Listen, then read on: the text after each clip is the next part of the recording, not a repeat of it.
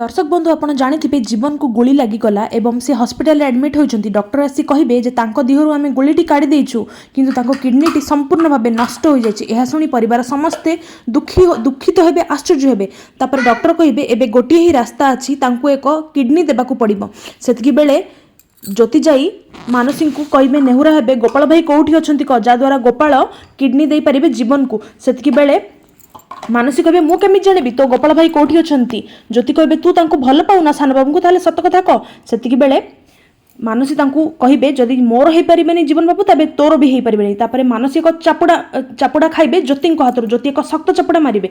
जिते मानसी आउ एक चापुड़ा ज्योति को मारे जाते सेतिकी बेले अंश आसी धरी नेबे मानसी हाथ कहे बंद कर एवं से कहे डॉक्टर आपण ऑपरेशन पर प्रस्तुत हुंतु किडनी मु दान करी। यह शुणी परिवार समस्त मुहरे हस खेली समस्ते ठाकुर को डाकिबे केवल जड़े ही खुशी हेबेनी एवं से लोक जनक हेउछि मानसी। तेबे दर्शक बंधु आपन को कौन लगुच जीवन बंचिबे ना मरिबे?